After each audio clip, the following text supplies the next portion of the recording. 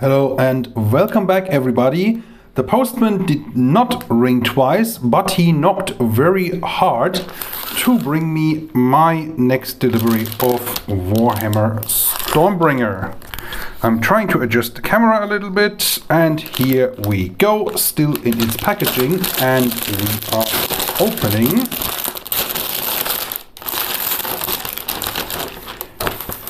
And in this episode, or in this issue, we have the Beast Skewer Kill Bow for the orcs with its base. We got the magazine.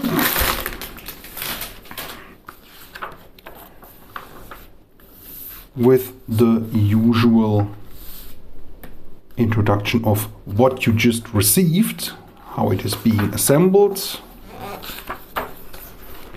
and how it is being painted.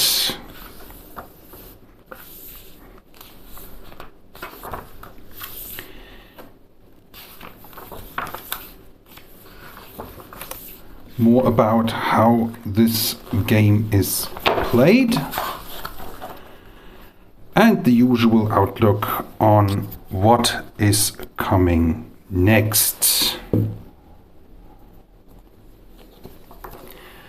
That was issue 11. We are going to issue 12. A little bit more gentle, or not, with this one.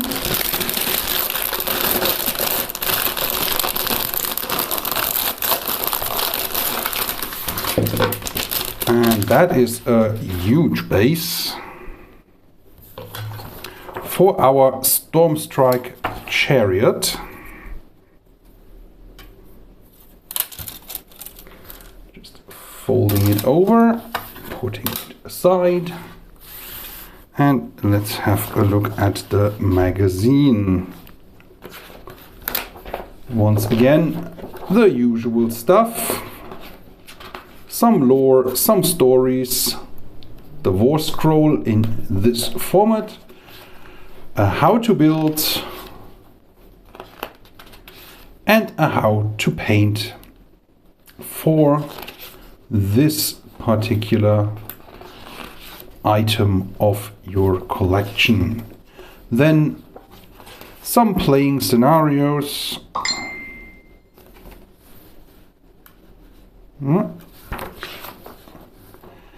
And the preview of what is next. Now, issue 13 brings our next set of paint. This time Mephiston Red and Wraithbone.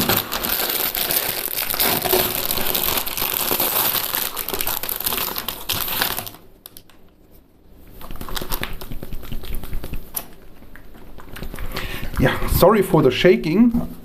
My paint shaker is in the mail.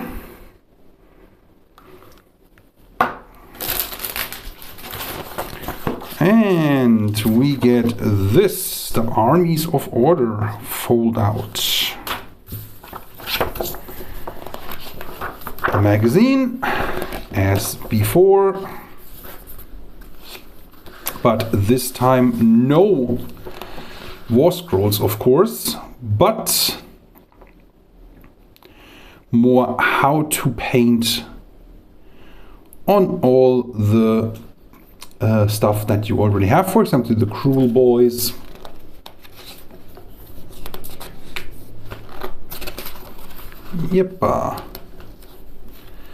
the Stormcast Eternals,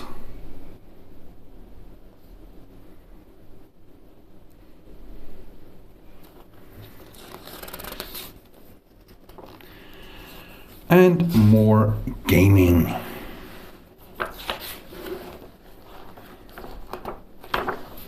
Again, the outlook, and this is as far as we know from the website, which is why I was particularly interested to get my hands on issue 14. So we finally know what's beyond there. Let's keep that going. And we have 3 Man Skewer Bolt Boys. Put them over there, their bases. And last but not least, the magazine. And here we go with the War Scroll, the how to build, the how to paint,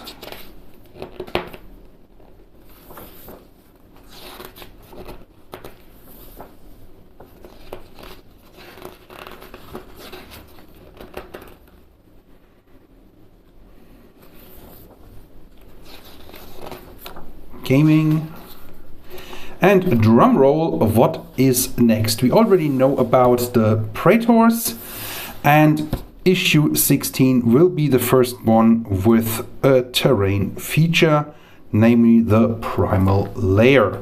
So let me quickly switch the actual direction of this. And let's wrap up this episode real quick. I bought this harness specifically for my trip to Pendraken and filming what is going on the table, and I found it very, very useful for exactly that. Now, Warhammer Stormbringer. I looked at the community a couple of times over the last weeks, and it seems that the distributor is trying to bring everybody on the same mailing schedule, which is actually a good idea to rationalize the workload. But it has left a couple of people wondering, well, where is my subscription? So I hope this now works out over the next couple of days / weeks. And looking again, reflecting on what we are getting in this subscription. I had an interesting conversation with someone who has been in the gaming industry for more years than I am on this planet, and I am over 40. And he says, well, looking at the fact that both the distributor and Games Workshop are making money out of this subscription, one has to wonder how much money they are making from us buying this stuff in the shop. Now, I'm not saying you shouldn't. I'm not saying Games Workshop, the distributor, or any business in this time shouldn't be making money. But I still feel there is a fine line between making money and making such an excessive amount of money that you could have some serious language about this. I'm not going to put this language out there, because the other side of that story is, why do I buy Warhammer Stormbringer? Why do I buy miniatures? Why did I go to Pendraken and start yet another game named Blitzkrieg Commander, to be precise? I have a job, I have a life, and at some point during that job and life, I want to see something else. I don't want to think about the stuff that I'm seeing on a daily basis.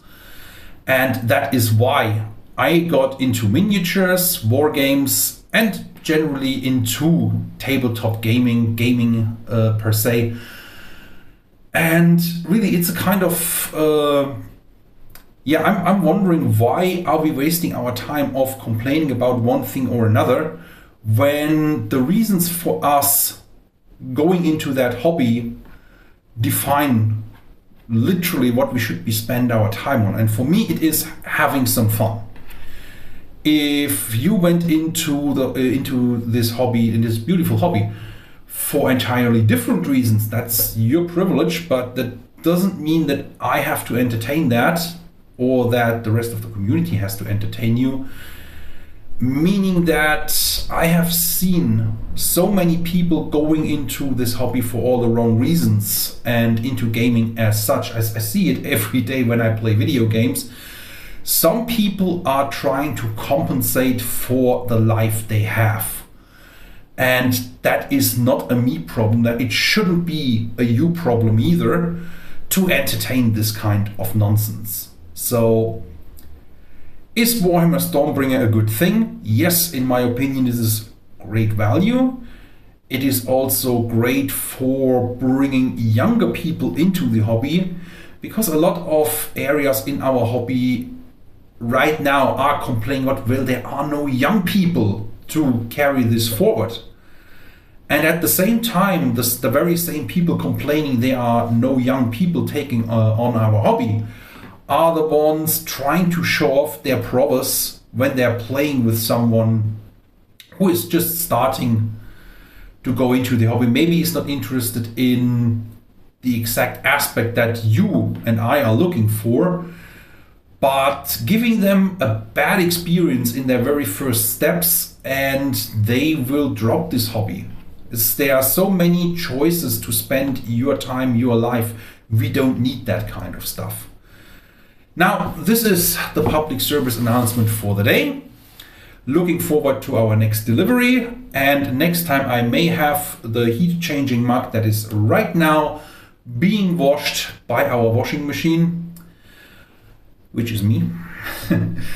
And I will see you all on the next one.